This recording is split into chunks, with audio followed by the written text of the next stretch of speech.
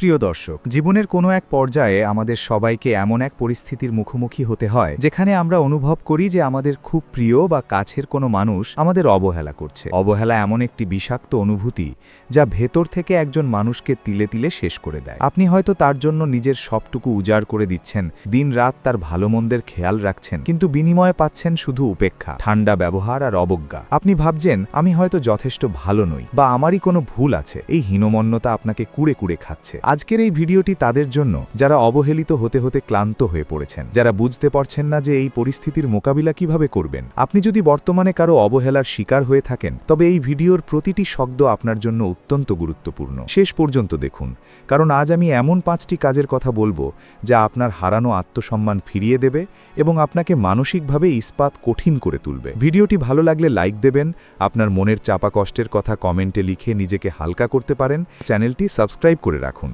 এখানে আমরা মানুষের মনকে জয় করা এবং আত্মমর্যাদা নিয়ে বাঁচার কথা বলি। মনে রাখবেন, এটি কেবল একটি ভিডিও নয়, এটি আপনার ঘুরে দাঁড়ানোর মন্ত্র। 1. প্রতিক্রিয়াহীন থাকুন এবং দূরত্ব বজায় রাখুন। কেউ যখন আমাদের অবহেলা করে, আমাদের প্রথম প্রতিক্রিয়া হয় কেন সে এমন করছে তা জানতে চাওয়া। আমরা বারবার মেসেজ করি, কল করি বা কান্নাকাটি করে তার মনোযোগ পাওয়ার চেষ্টা করি। কিন্তু মনে রাখবেন, আপনি যত বেশি প্রতিক্রিয়া দেখাবেন, আপনার গুরুত্ব তার কাছে তত কমবে। অবহেলার সবচেয়ে বড় জবাব হল নীরবতা। সে যদি আপনাকে উপেক্ষা করে, তবে আপনিও তাকে নিয়ে ব্যস্ত হওয়া বন্ধ করুন। নিজেকে নিয়ন্ত্রণ করতে শিখুন।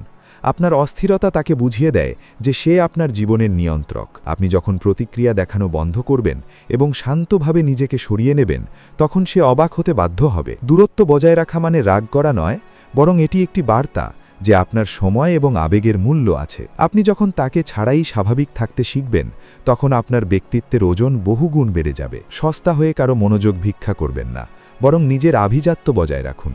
আপনার ব্যস্ততাই যেন আপনার আভিজাত্য হয়। 2. নিজের ব্যক্তিগত উন্নতি ও সাফল্যে মনোনিবেশ করুন। মানুষ কেন আপনাকে অবহেলা করার সাহস পায়? কারণ অনেক সময় তারা মনে করে আপনি তাদের উপর নির্ভরশীল। এই ধারণাটি ভেঙে দেওয়া একমাত্র উপায় হল নিজের কেরিয়ার এবং ব্যক্তিগত উন্নয়নের দিকে নজর দেওয়া। অবহেলাকে শক্তিতে রূপান্তর করুন।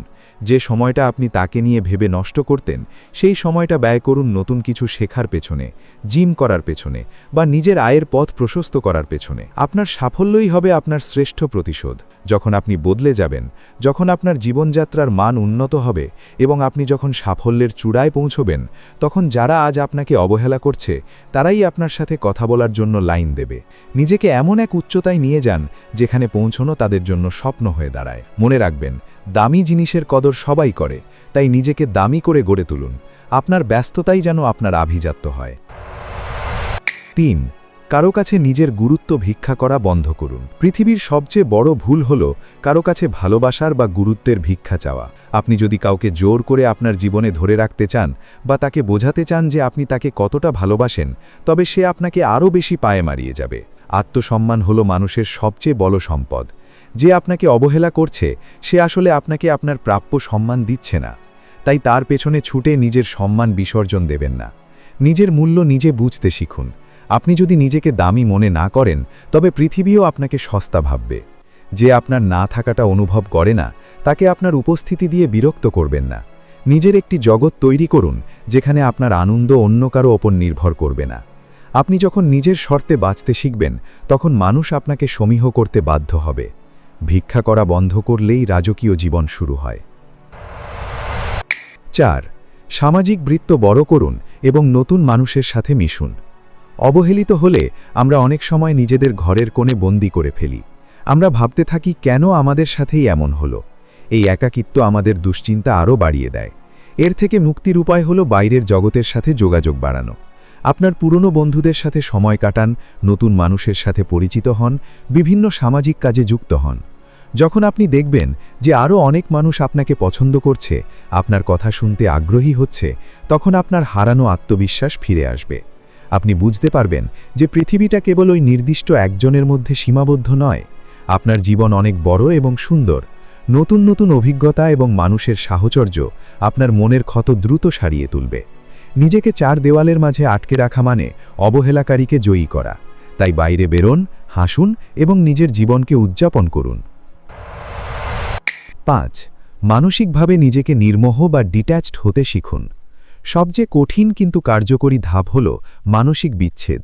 আমরা মানুষের প্রতি অতিরিক্ত মায়া বা আসক্তির কারণে তাদের অবহেলা সহ্য করি। এই আসক্তি কাটাতে শিখুন। মনে মনে নিজেকে বলুন, সে আমার জীবনের একটি অংশ হতে পারত, কিন্তু সে আমার পুরো জীবন নয়। মানুষের স্বভাব পরিবর্তনশীল। আজ যে প্রিয়, কাল সে অপরিচিত হতে পারে। এই চরম সত্যটি গ্রহণ করুন। কারো অপর অতিরিক্ত প্রত্যাশা রাখবেন না। যখন আপনি কারো আচরণের ওপর নিজের সুখ নির্ভর করা বন্ধ করবেন, তখন তার অবহেলা আপনাকে আর স্পর্শ করতে পারবে না।